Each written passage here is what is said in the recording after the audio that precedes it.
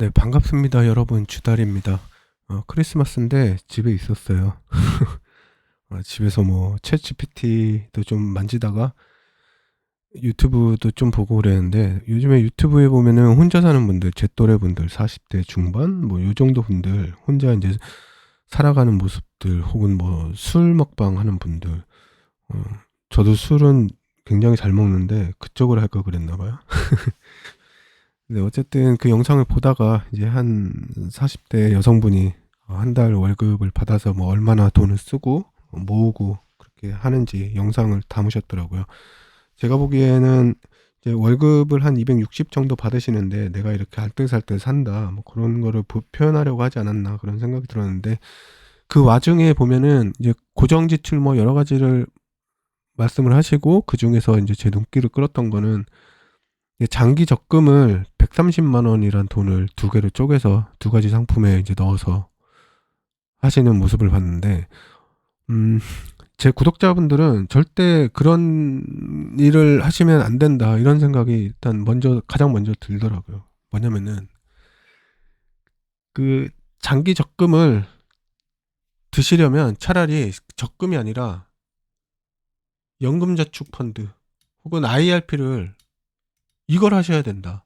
이걸 하면은 내가 이 계좌에 돈만 넣어 놓으면, 뭐 연봉이 5,500만 원 이하면은 16.5, 5,500만 원 초과면 이제 조금 낮은 13.2%. 어쨌든 이 계좌에 돈만 넣으면 1년에 16.5%의 수익을 준다. 누가? 국가가. 뭘로? 소득공제로. 그래서 뭐 환급이 되겠죠. 환급이 안 되는 분도 있겠지만 어쨌든 16.5%의 수익을 무조건 준다. 확정으로. 단 이렇게 혜택이 좋으면 다 하겠죠. 근데 안 하는 이유가 있어요. 뭐냐? 단 이 돈은 5년 이상 투자해야 되고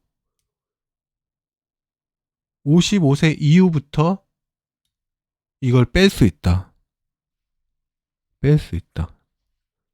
그래서 이 부분이 부담스러워서 안 해요, 사람들이. 근데 혜택이 이렇게 좋은데 안 해요. 이게 부담스럽다고. 그러면 어렵게 생각하실 필요가 없어요. 그럼 부담되면 부담 안 되는 금액을 하면 돼요. 그쵸? 어려울 거 하나도 없습니다.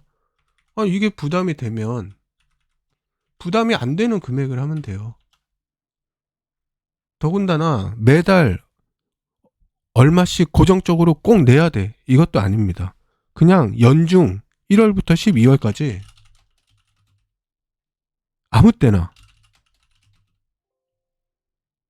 원하는 금액만 입금하면 돼요. 어렵나요? 하나도 어렵지 않습니다. 최대 한도가 900만 원이에요. 근데 연금저축은 600만 원이 맥시멈이고 나머지 300은 IRP에 넣는 거고, 디테일한 부분은 이거에 대해 자세히 설명하는 영상이나 이런 사이트를 확인하시고, 저는 이제 대략적인 걸 말씀드릴게요.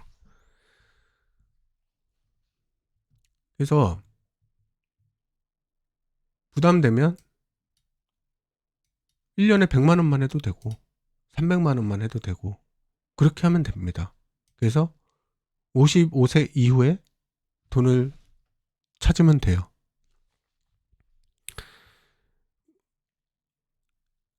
그래서 이거를 혹시나 직장을 다니시는 분인데 이거를 모르시거나 아니면 이게 부담스러우시면 어려울 거 하나도 없으니까 무조건 하세요. 올해 지금 25일인데 내일 가능합니다. 모레도 할 거예요, 아마.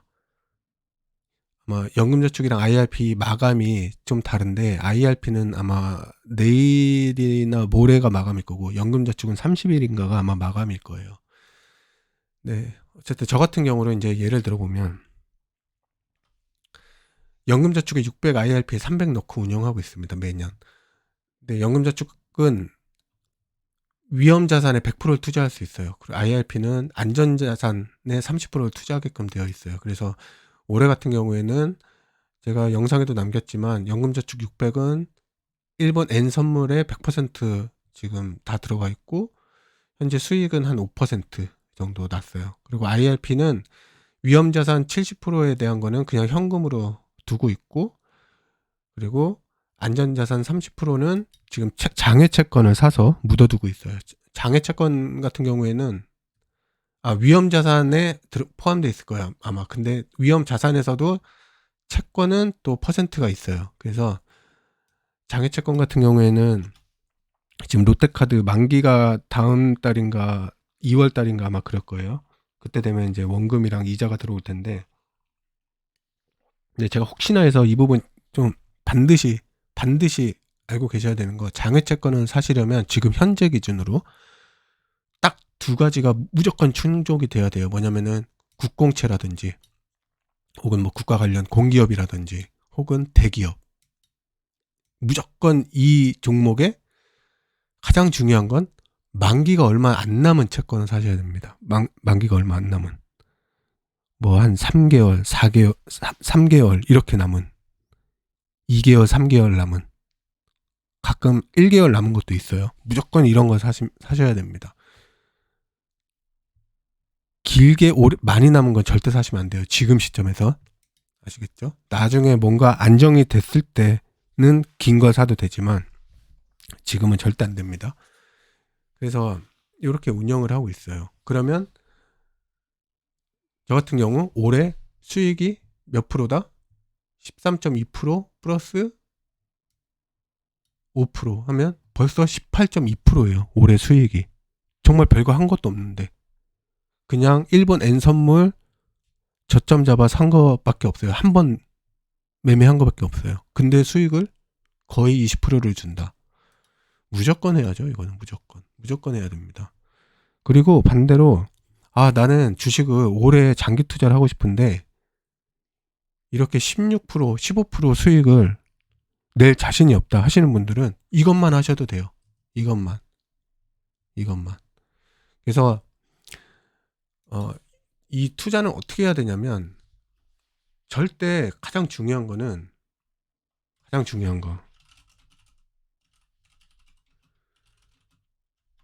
막 이걸 가지고 막 단타를 치고 막 해서 또 그러다 욱해서 막 뭔가를 다 지르고 계속 해서 이 16.5%의 수익을 절대 까먹으면 안 돼요. 절대 까먹으면 안 됩니다. 그럼 어떻게 해야 되냐? 가장 중요한 건 그냥 현금을 입금해요. 입금해서 매수는 1년에 한 번, 두 번만 하면 됩니다. 언제? 연중 저점일 때. 가장 좋은 섹터 혹은 지수에.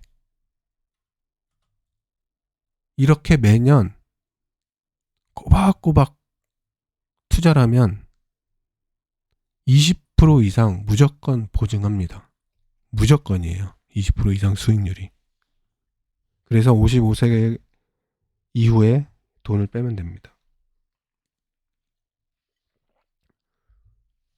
저는 이 좋은 거를 55세 이후에 탄다고 해서 안 한다라는 거는 말이 안 된다라고 생각해요. 매년 15% 이상의 수익을 낼 수 있다면 워렌 버핏이에요.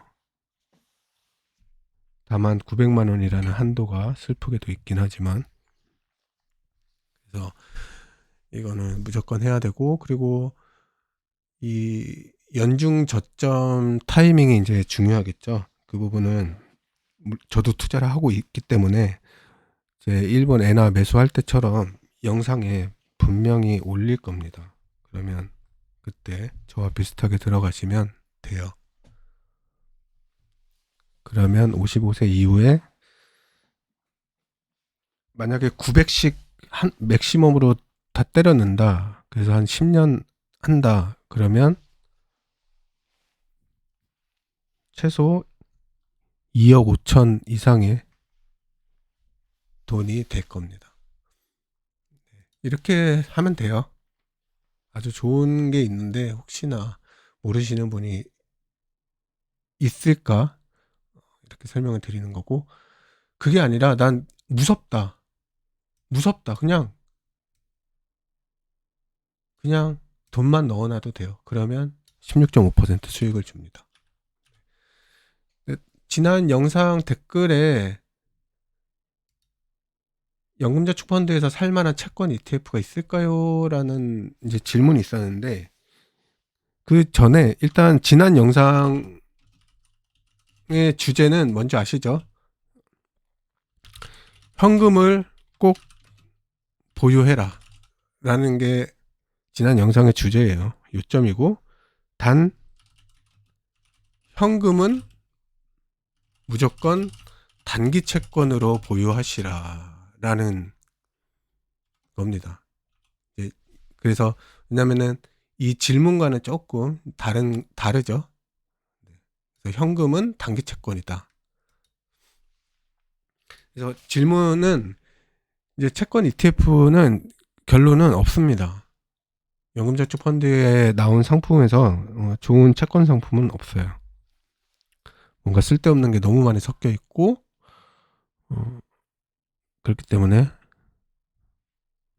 별로다 이렇게 말씀드릴 수 있어요. 그래서 다른 거 볼 필요 없고, 가장 확실할 때 확실한 종목을 사면 20% 이상의 수익을 낼 수 있는 거다, 이렇게 생각하시면 돼요.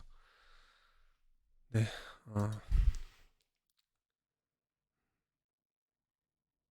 도움 되셨다면 저는 왜 이렇게 쑥스러운지 모르겠어요. 좋아요 한번 부탁드리고 다음 영상에서 뵐게요. 네, 감사합니다.